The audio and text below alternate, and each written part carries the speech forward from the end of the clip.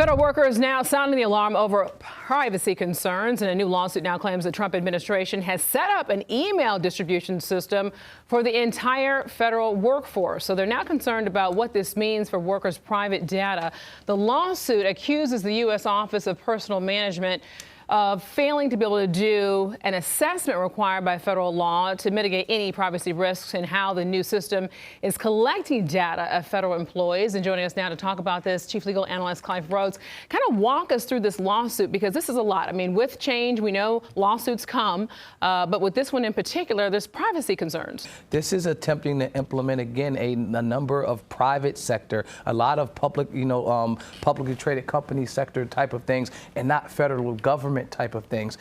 This is extremely outside the normal scope. Each individual agency will have its own parameters for sending out information and communication to the individual agency. What this is, because we're implementing Reddit in here. This is an employee that went and spoke on Reddit. This is kind of how this got all kick-started. They said that the chief information officer was asked to send out these mass emails. They declined. What they did is they came onto the site and installed their own server, a server that will then start sending out text messages to their employees. And it's making it look like it came from the Office of Personnel Management when it wasn't. If you don't stop them from doing this, future harm will occur.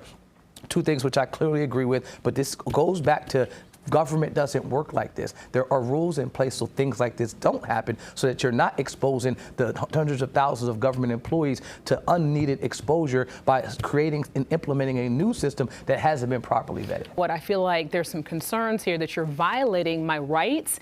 And my question for you is, do they have a case? 100%. This is not just a feeling. This is clear as cut that there are rules in place that have to be followed. That if you don't create and don't implement and don't publish that PIA, you can't then require employees to give information, because they need to know how it will be stored, they need to know how it will be implemented, how it will be protected. And so if you're asking me to respond to a system, and as they mentioned in the complaint, that was most recently hacked, now you're saying you open us up to further hacks in the future, because you don't know if this is going to be able to be vetted properly, because you haven't done a proper impact assessment. So we don't know how many federal employees we're talking about with this lawsuit, but more federal employees could actually see this lawsuit and add on to this, correct? 100%. This is a class action request. And so anytime it's a class action, you're asking that the class is being certified. What do you need to do to be certified? You have to be similarly situated. So you're a government employee. You've been sent this email and you've been attempted to respond to it or forced to respond to it. That would allow you to certify and be a part of this class. And so as they mentioned here, the number of people that can potentially be in this class is unknown,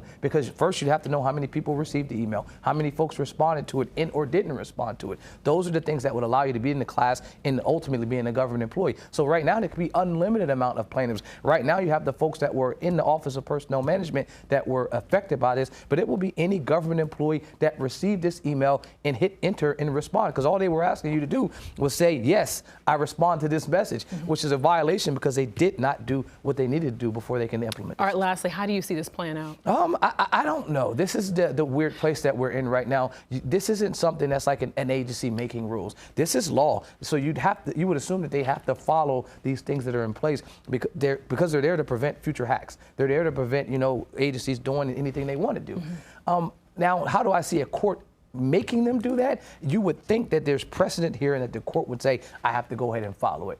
In this era right now, I'm unsure what a court will actually do, even if you have years of precedent telling them they should do something. All right, Clive Rhodes, appreciate your insight as always. Thank you.